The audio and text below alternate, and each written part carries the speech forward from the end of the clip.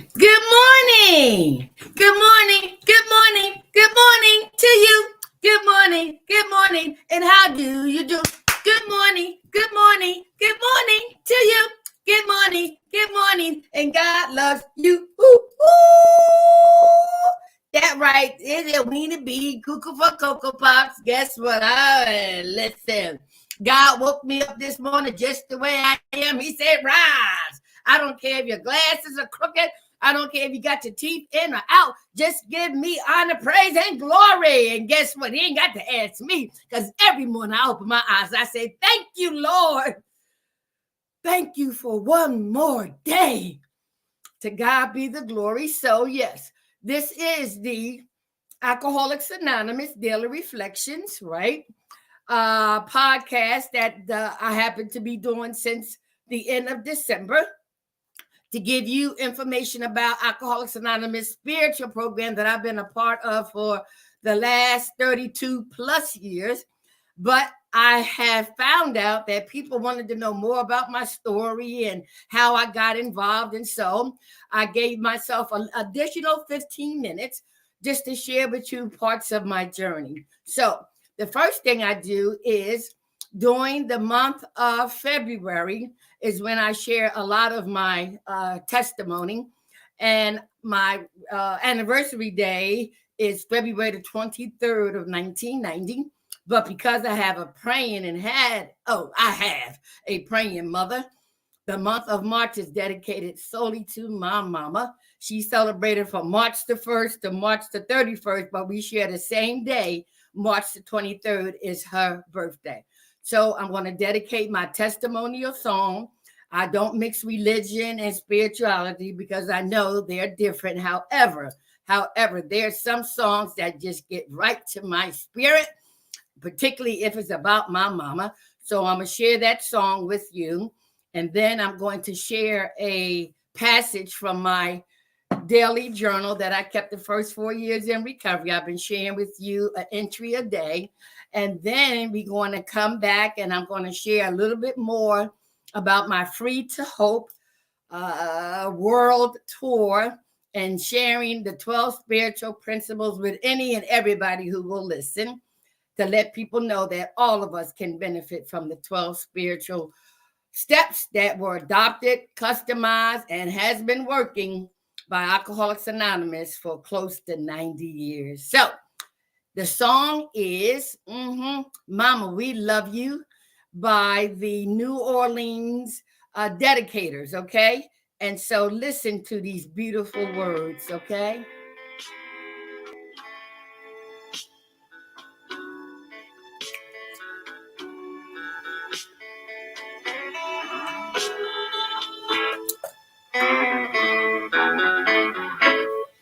Mama, we just want to thank you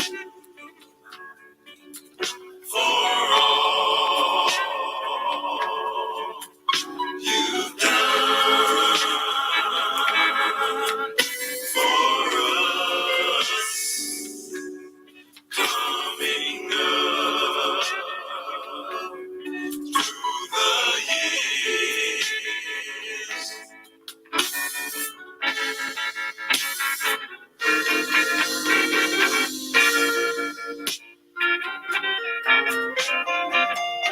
Fellas, let me say one thing. We would like to dedicate this song to all mothers of this world that took the time to raise little boys and little girls. We would like to especially thank you for getting up so early in the morning, preparing breakfast for the children, for seeing to it that we had lunch, for being able to find dinner in the kitchen day after day. We thank you for washing all the muddy, dirty clothes. We even thank you for wiping our runny nose. We thank you for drying away our childhood tears, all of the many ones that we shed coming up through the years. We thank you for caring.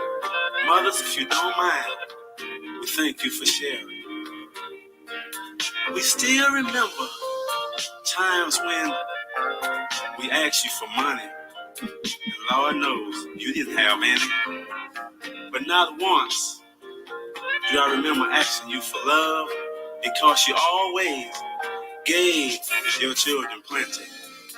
We would like to say to all mothers in this song today that we love you and we appreciate everything you've done for us coming up through the years of our lives. Listen to us, if you will. Joe, I think one of the greatest things a child could ever give is love to mother while she still lives. You see, Mother's Day roll around. It comes but once a year. Sometimes we forget to buy Mama a present. So many times we neglect to send her flowers.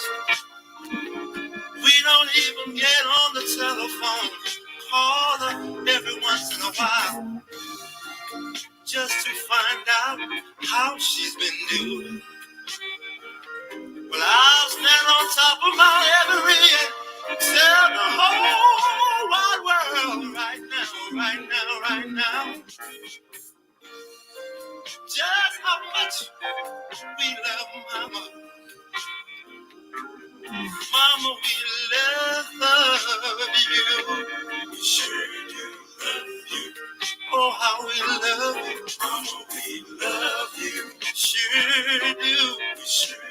Mama, mama, mama, mama, mama, we love you. Oh, how I love my mama. Mm-hmm. Did you hear those words? While we yet live, tell your mother that you love her before she's gone. I thank God that he prepared me out of her 6 children, the prodigal one, right?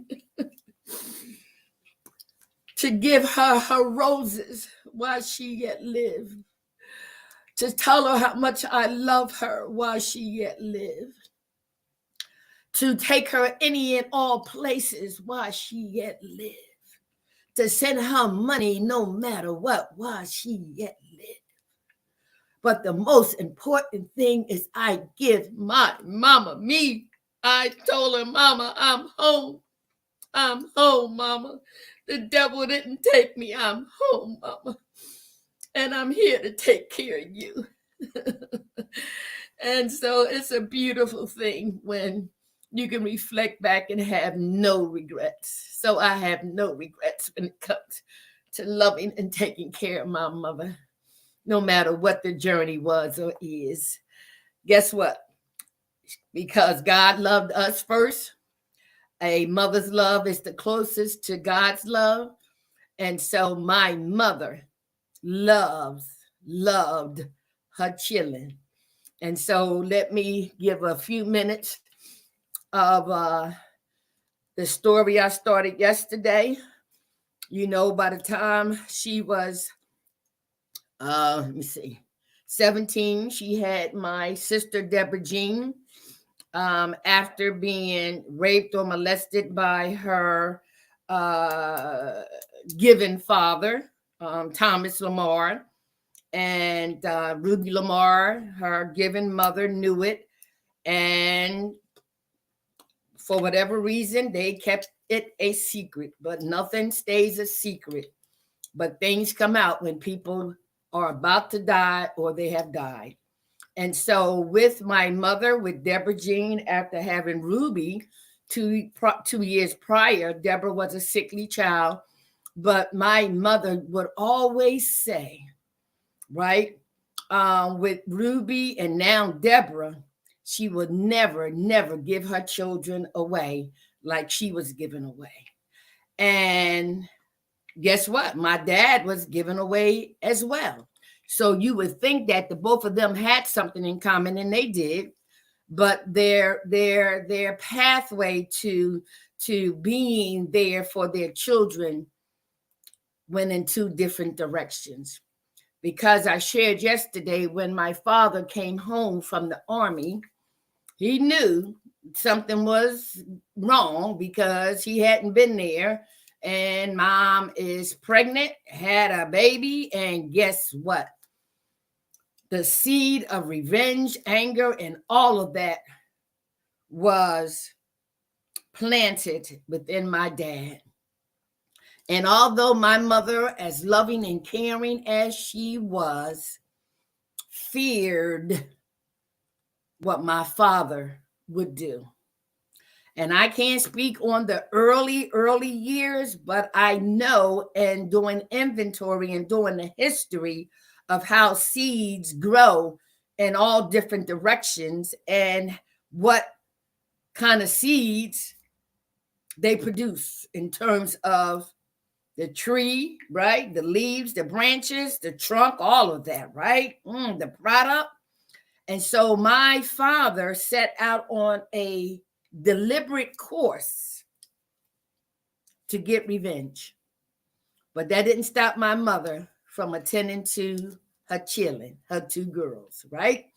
And so as a result, my dad went back into the army, and he got, I don't know, he went in the army and he went back to the army, and then he got discharged for impersonating a military police and all of that. And guess what? He was kicked out the army, right?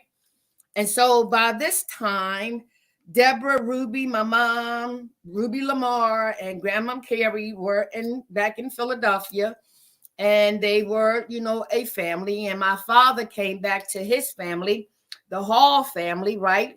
And as a result of them being married, right, they had to get their own place. And I don't know where they lived or who they lived with first, right? But that is how it began because of that seed that was planted, right?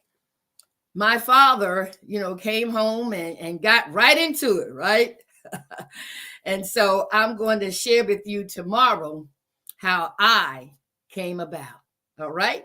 So that's enough of a little bit of my mother's story and her chitlins. And then I'm going to share with you some information from my journal, right, as it was written. And this is going to be May the 19th of 1990 when I wrote this. Okay. So it says here, woke up feeling pretty good and continued my daily routine. By 8:30, my sponsor called and asked indirectly to use my car for the day and invited me to breakfast. We met up with two other members and was able to eat together. It was nice and quite different to sit and eat and talk with each other. I learned a lot and felt honored to be around three strong women, especially my sponsor. I am growing fond of my sponsor and our relationship. I can see a lifetime friendship being made in the mix. Her driving is not up to par at times and does make me feel a little uncomfortable. But with practice, she will get better. I went skating afterwards with my play niece, and boy, did we have fun. I'm beginning to feel a lot of energy being exerted and a freedom of wow. It feels so good to be clean and active. She picked me up and we went to a meeting, which was interesting. I'm finding out that regardless of how a meeting should go, I always hear a good message. And patience was the topic. I'm beginning to feel that at these meetings, I am able to put a puzzle together of advice, signs, and growth, especially when a person with time shares. It helps summarizes a lot of recovery growth for me. Good meeting. Spent the rest of the afternoon with my sponsor and her sponsor, which felt like a sponsor of sponsees family and was a beautiful feeling. Even went to a small town's fair. It made me feel I was back in time. The rest of the day, I rested my mind, body, and soul. May the 19th of 1990. Isn't that awesome? Hmm? But you see the importance of keeping a journal, one that you can reflect back on, one that you can measure your growth, one that you can look 32 years ago and see where you were. Oh my God, it's a beautiful thing. So keep a journal, all right? Now I want to give you a few minutes of the rest of my Free to Hope from Recovery Emerge Empowered to help others prosper equally, right? And that was my world tour that started back in February of 2020 when I had 30 years before COVID shut the physical down. But God said, keep on talking. Get on that tube, get on that computer and say 5, 4, 3, 2, 1, action. I thank God that I am and will always be of service to him and my fellow man. So here's where we left off yesterday. We were talking about recovery principle number 8, made a list of all persons we had harmed and became willing to make amends to them all. All right. So we will be proceeding to step 9. So take a listen. Who we need to make the list, but we also begin to make the amends. You know, we provide, I just gave you some examples of making the amends. Some indirect and some direct, but there's no excuse not to make the amends. Somebody did write a letter. What you didn't do for your children, do for your grandchildren or somebody else's child. Sold the TV, the person did, buy somebody else a TV and donate it. Huh? Change the behavior. Stop messing with married men. Stop going to the whatever. Huh? Change the behavior. And the mere fact that we are in recovery, we begin to make amends to ourselves. And when we begin to make the amends to ourselves, we'll see the benefit and the need to make amends to other people because it's freeing. Okay? Now, remember in the 4th step, we talked about that inventory? We made a certain and fearless more inventory of ourselves. What's good, what's bad, huh? Now, in those first 9 steps, we saw the benefit of admitting a power greater than ourselves, making a decision to help to give that power, influence over our lives. We made that inventory to get to the exact nature of our wrongs, okay? We became entirely ready to have this God or higher power, to remove those defective characters. When we fell short, we asked that power to remove that shortcoming. We made a list of persons we've harmed from way, way back. I used to be abused, and I wanted to know what it was like to smack a child because I was smacked. And when I was babysitting a child, I smacked her. I can admit that to y'all because I'm freed. But that's how deep this thing goes. You want to do to others what was done to you, whether you want to admit it or not. So now the way I make amends to children, I embrace them, I love them, I hug them, I nurture them. But my own grandchildren didn't know I tapped that little butt. Yeah. But in love. Right. But the motive was different. You understand what I'm saying? This is how real this thing gets. So if I can admit this to the world, it's going to help somebody. So you make amends, but you take this continued inventory, and it says, and when you were wrong, promptly admitted it. Why is the word promptly admitted it so important? If you were wrong, whether somebody played a part in it or not, what part did you play in?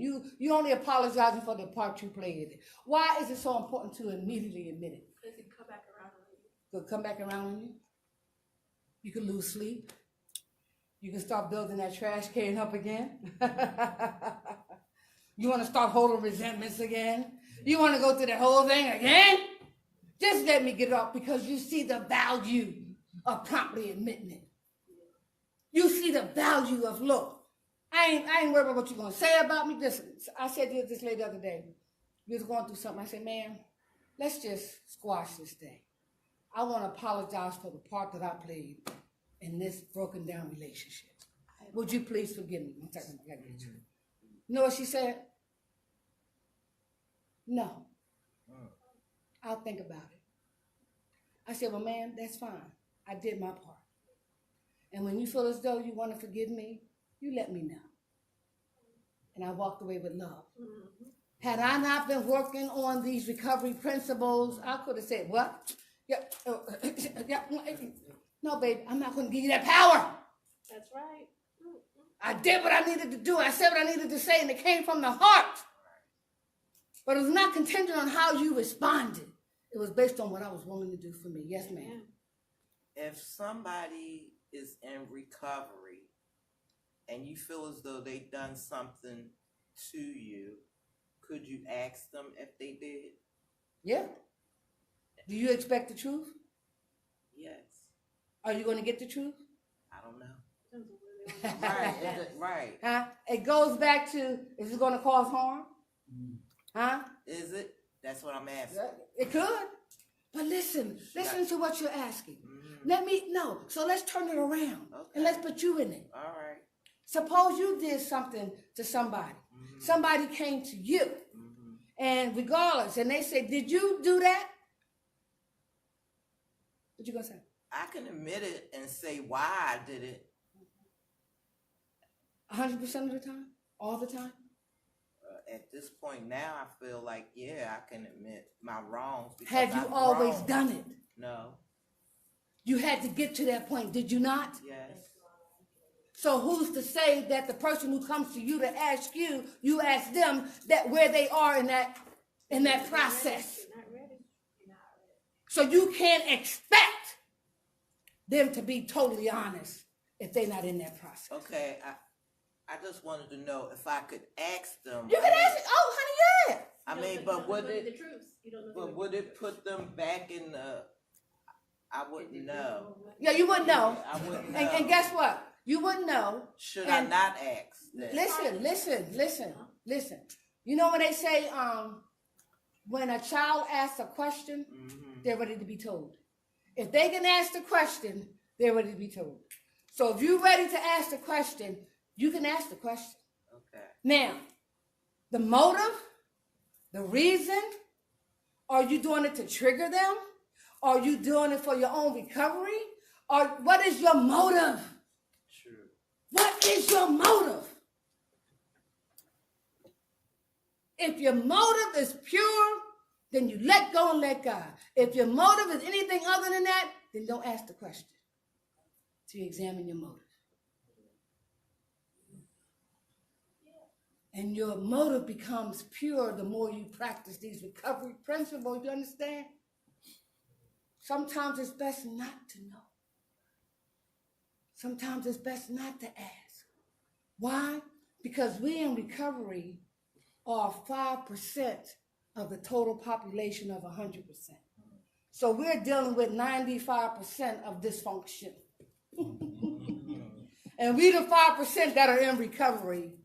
So do you think that we are going to have power over that 95%? No.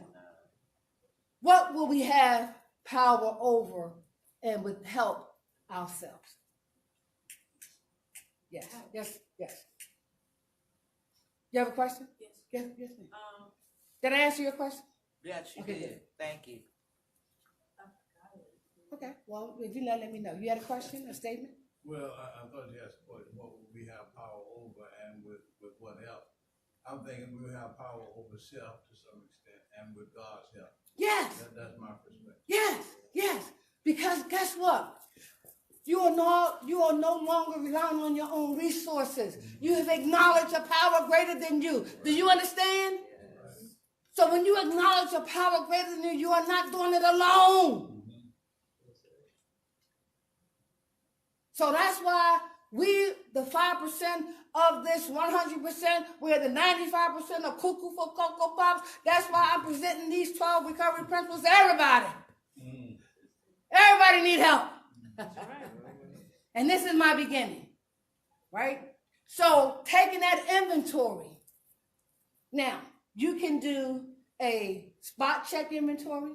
How many of us says, hey, and then you say, damn, why did I say that? Yeah.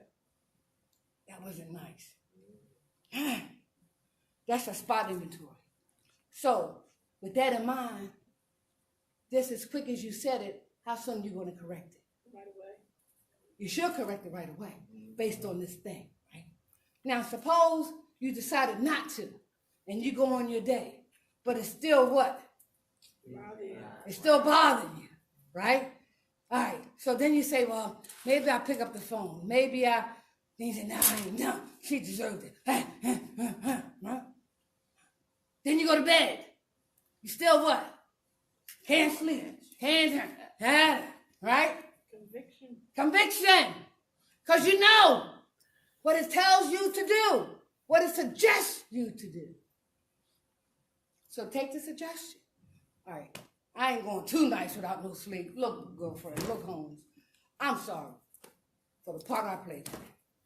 Here's this back. Here's that back. Here's my apology. And you get it off your chest. And you leave it there.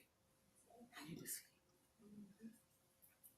But recovery says, be prepared for the answer. Not expect the answer, but to accept the answer you're going to get.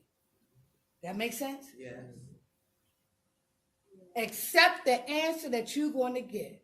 Just like that lady say, I'm not going to forgive you. I'll think about it. That's okay. It's okay. That's okay. I did my part. Right.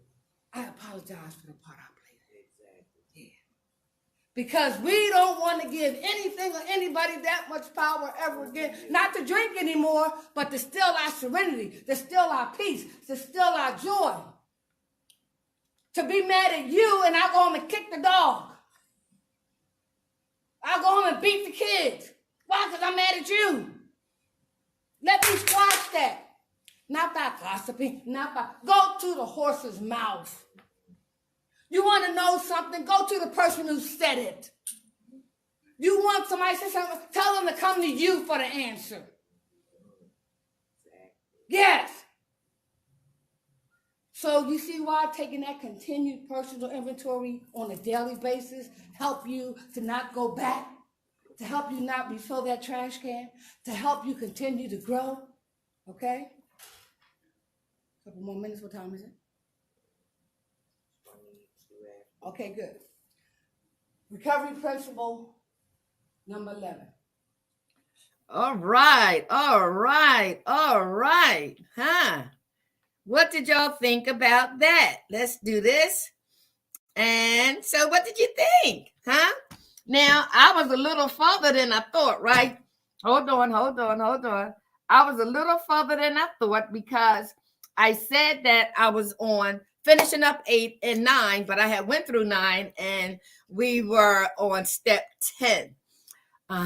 Continue to take personal inventory, and when we were wrong, promptly admitted it. And that falls in line with the topic today. Today, it's your choice to take that personal inventory, and when we were wrong, and when we are wrong, we promptly admitted it. So what's your choice today? So welcome to the March 10th Alcoholics Anonymous Daily Reflections. Today, it's my choice. So take a drink of coffee, whatever you're drinking. And let's get into the reading today. So I don't represent Alcoholics Anonymous, but I've been a proud, humble, and grateful member for 32 plus years, one day at a time. And I go to my meetings every day. You saw when I read in my book, going to meetings, right? I still go to meetings 32 years later, every day. One way, shape, form, or fashion. Why? Because it gives me everything I need for that 1 hour to live the other 23 hours practicing these principles in all my affairs. All right. So let's go to the reading. All right. Let's read it together. All right, so let's take this down. All right. All right, so March the 10th, AA Daily Reflections. Today, it's my choice. We invariably find that at some time in the past, we have made decisions based on self, which later placed us in a position to be hurt. Alcoholics Anonymous, Big Book, page 62. And the person in recovery writes, with the realization and acceptance that I had played a part in the way my life had turned out, came a dramatic change in my outlook. It was at this point that the AA program began to work for me. In the past, I had always blamed others, either God or other people, for my circumstances. I never felt that I had a choice in altering my life. My decisions had been based on fear, pride, or ego. As a result, those decisions led me down a path of self-destruction. Today, I try to allow my God to guide me on the road to sanity. I am responsible for my actions or inactions, whatever the consequences may be. You like that? Huh? So when you talk about today, remember, we wake up only by the grace of God. The alarm clock didn't wake you up. The kids, the birds, the car, the trash truck, none of that woke you up. It was your creator who woke you up. So let's first get that straight, right? And right then and right there, you have a choice. Let's start with that. You have a choice to say, thank you for waking me up. Thank you. Thank you for waking me up. Now, I didn't always do that, but I do it every time my eyes are opened, because I took for granted that I was going to wake up. I blamed it on the birds, the children, the alarm clock that woke me up. But through these 12 spiritual principles, I now know who wakes me up every morning for this day. So just start with today. It's your choice. You can even do it right now. Say thank you. If you hear me and if you're feeling me, stop what you're doing and say thank you. Thank you. It's your choice. You can do it right now. It's your choice.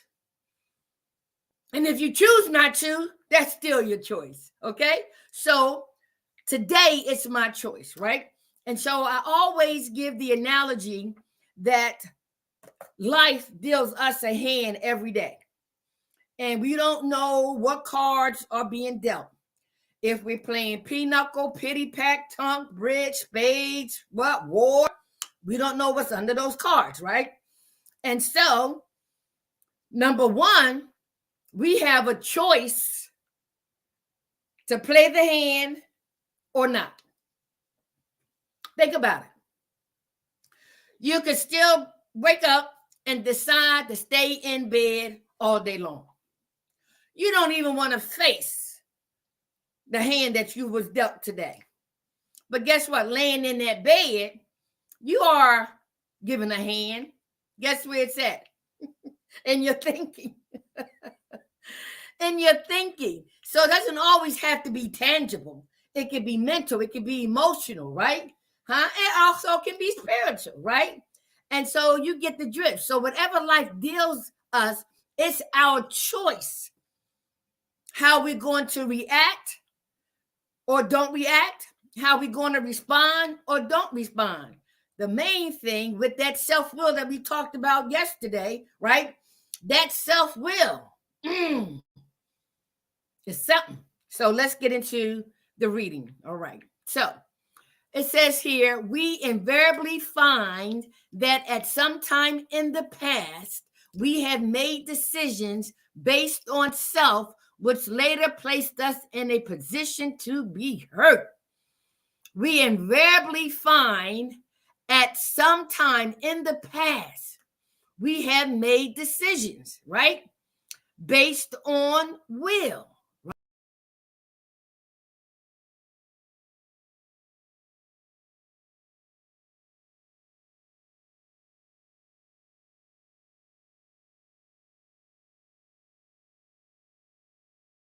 You see what it says? So you sit back like today, this morning, and you go back and doing this inventory, and you remember some of the things and some of the actions you took, and most of all, some of the decisions you made. You ever do that? Most of us live in the past. You heard what I said? Us, right? I'm not excluded. Most of us live in the past. We live in the past to reminisce. We live in the past to deal with the guilt, the remorse, the shame, the if I coulda, woulda, shoulda. Why did I? Why didn't I? Oh my God, I wish I had. You know, most of us live in the past. And so self, where applicable, made these decisions. When the neon sign says, don't go, don't go, don't go, don't go, we was like, that's all right, that's all right. And then we get hurt. Self-will says, I'm going. All right? So how many times do you do that? And so listen to what it says. We invariably find that at some point, at some time in the past, we have made decisions based on self, which later placed us in a position to be hurt, which is why I suggest you keeping a journal. This journal has helped me to measure where I am, where I haven't grown, where I need to go from here, okay? This journal, right? And so when we look at the Alcoholics Anonymous Big Book and read page 62, read the whole chapter, all right? So now the person in recovery, this is what he writes from his perspective on today, it's my choice. And then I will interject my perspective, right? Now, here we go. With the realization and acceptance that I had played a part in the way my life had turned out. Let's stop there. With the realization and acceptance that I had played a part in the way my life turned out. Can you honestly admit that you played a part in the way your life has turned out? Have you recognized the decisions you made that made your life turn out the way it did? With the realization, and here is the key word, acceptance that I played a part in the way my life turned out. All right? So think about that, all right? It also says here, right? And with the realization and acceptance that I had played a part in the way my life had turned out, came a dramatic change in my outlook, y'all. Ooh, that's the key to these 12 spiritual principles. Do you hear me? It allows us to open our book of our life. And you got the day you were born, and then when you was 3, when you was 5, when you was 7, when you were 10, right? When you went to school, like, so you have a book of your life already, even if it's not written, right? And so when you go back and these steps and review where those attitudes, ideas, and behaviors were formulated and how they determined what action you took or inaction that you didn't take, right? What you should have done, what you could have done, what you would have done, right? Right? So when these 12 spiritual principles allow you to go and look at your past to evaluate, to determine the patterns, to analyze the actions, the decisions, to monitor, right? Look at the behavior of yourself and others, right? To take that inventory, right? for the purpose of finding out what happened to you, not what's wrong with you. And so with the realization and acceptance that I had played a part in the way my life had turned out, came a dramatic change in my outlook. It was at this point that the AA program began to work for me. Did you hear that? It reminds me when that team, when I was in the rehab, and she said to me, Edwina, they call you the Miss Junior Therapist up in here. You got answers for everybody. She said, do us a favor and tell us what happens to you every time you pick up a drink or a drug, right? What is your pattern? Okay? What is your pattern? Right? Your thoughts, your decisions, right? Your choices. What was your pattern, or what is your pattern at that time, right? And when I disclosed my pattern at the end, she said, Edwina, based on what you just said, you acknowledged you made those decisions. You made those choices. This is what you decided. This is the actions you took or didn't take. Do you think you're powerless over alcohol and your life is unmanageable? I said, you damn right. I heard myself tell myself the truth.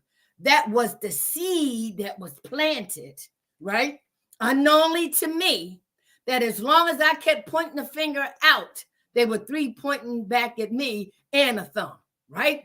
But she said, after I admitted that, she said, put your hand in front of your face. What do you see? I say, I see my hand. What do you see? My hand. She said, that's the problem. That's the point. As long as you got your hand up, you can't see nothing else. Put your hand down and let us tell you what we see, and maybe you can get the help that you need. Bam, the light bulb went off. Huh?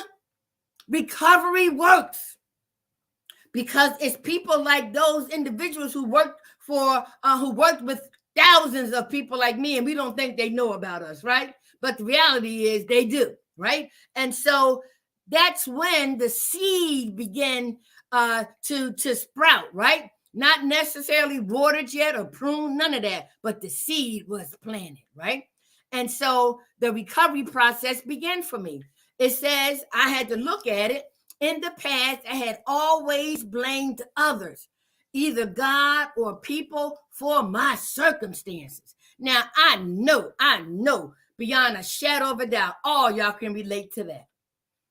I told you as a child, I had this yearning for understanding. Why do people do what they do? Why is my dad beating my mom? Why is he bringing other women in the house? Why is my auntie, out doing this with that man and doing this with that man and doing this with that man? Why is all this chaos and fighting, right? What's it all about? Right? And so as I began to look at the world, I began to blame the world, my father, my auntie, and all that kind of stuff for the chaos, for the confusion, right? So how many of you can relate to that, right? And some of us still do. And guess what? I don't do it as much because of this thing called recovery, all right? And so let's see what else it says here. Right? It says, in the past, I had always, that's a strong word. Nobody wants to take accountability for themselves. It's easier to blame others, either God or other people, for my circumstances, although it was your decision to engage. Ain't that something, right? It goes on to say, I never felt that I had a choice in altering my life. I never felt that I had a choice in altering my life. How many of us grow up believing this is the way life is? Men always cheat. Women always prostitute, right? Women and men always fight one another, right? Confusion. This is what we see, right? So how and in what way could I make choices to change my life or alter my decisions? At that time, I couldn't see, right? And so I never felt that I had a choice in altering my life. And guess what? Even during our addiction, many of us, start off social drinking, social using, and the disease of addiction unknowingly to us is so subtle, cunning, and baffling, right? So it's progressive, it's sneaky. Thinking I'm going to change, thinking I'm not going to get high today, thinking I'm not going to drink today, thinking, but all the time I'm thinking I'm drinking, I'm thinking I'm drinking, I'm thinking I'm drinking, right? And not knowing, thinking I could stop, but eventually I couldn't stop. All right. And I accepted the fact that I'll never be able to get over this. Isn't that sad? But guess what? That knee-bound experience that all of us will have will change your mind. Okay. So I got a few more minutes. Okay.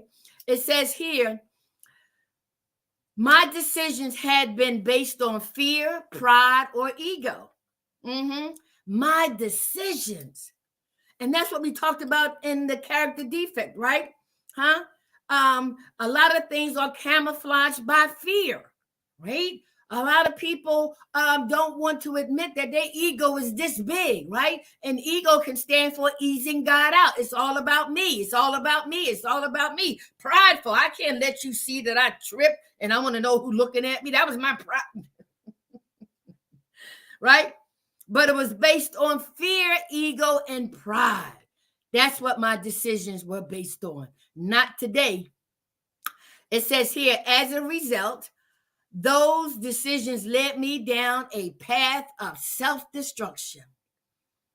When I look back over my life and I think things over, I can truly say that I've been blessed by the God that I didn't even know. And so in recovery with these 12 spiritual principles, that's why they are designed to have you go back in your history with the comfort that there's a God with you, always been with you, but you just didn't know it. And say, Edwina, let's go in that garbage can. Let's spiritually go in that garbage can and let's decipher, let's evaluate, let's, determine, let's do some surgery. Why? So that we can be set free from recovery, emerge empowered, right?